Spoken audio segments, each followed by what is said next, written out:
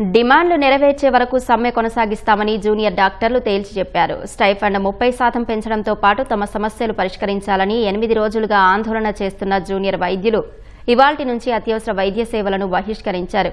Guntur medical కళాశాల interns, post graduate విద్యార్థులు, super speciality post గ్రాడ్యుయేట్లు, సీనియర్ రెసిడెంట్లు, జూనియర్ డాక్టర్లు ప్రభుత్వ జనరల్ ఆసుపత్రిలో నిరసన కొనసాగిస్తున్నారు.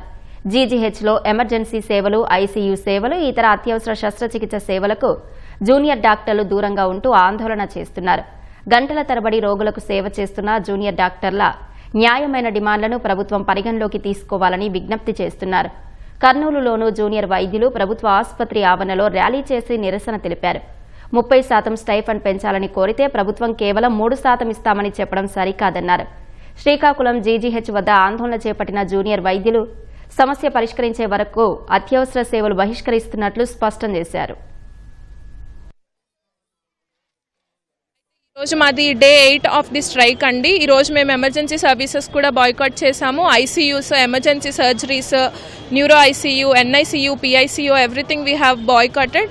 ఎందుకంటే మాకు న్యాయం వచ్చే అంతవరకు మేము మౌనంగా ఉండకూడదు అనుకుంటున్నాము. మేము గవర్నమెంట్కి అగైనెస్ట్గా లేం కానీ but we deserve what we do. ఒక్కొక్కసారి మేము 24 hours వితౌట్ ఫుడ్ కూడా మేము వర్క్ చేయాల్సిన అవకాశం ఉంది. 30% హైక్ అడుగుతుంటే ఓన్లీ 3% చెప్తున్నారు. ఇలా 24 hours కంటిన్యూస్గా డ్యూటీస్ చేసే వాళ్ళకి అట్లీస్ట్ గవర్నమెంట్ షుడ్ రెస్పాండ్ అని మేము అనుకుంటున్నాము. మేము అడిగేది ఏంటి, మేము చేసిన పనికి తగ్గ జీతం మేము అడుగుతున్నాము.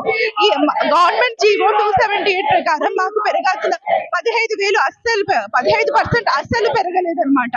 ఈ 15% మేము పనిచేసే గంటల గురించి, మేము పడే కష్టం గురించి తెలుస్తుంది. ఇక్కడ చాలా మంది మాలో వాళ్ళు పేషెంట్లకు హెల్త్ బాగాలేకపోతే వచ్చి అటెండ్ అవుతాం, కానీ మా ఇంట్లో వాళ్ళకి హెల్త్ బాగాలేకపోతే అటెండ్ అయ్యే ఛాన్స్ మాలో చాలా మందికి రాదు. అలా పని చేస్తున్నాం. ఇంత పని చేసి ఇన్ని రకాల సాక్రిఫైసెస్.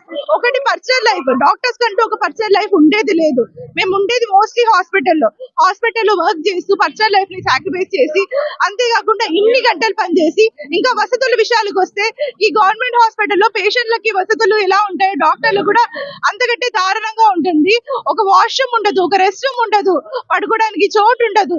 కానీ ఇంకా కూడా మేము ఆలోచించేది పేషెంట్ కేర్ గురించి మేము ఇంత ఆలోచించి చేస్తుంటే మా ప్రయత్నం, మా స్ట్రైక్ అనేది గవర్నమెంట్ కి అస్సలు వినిపించదా?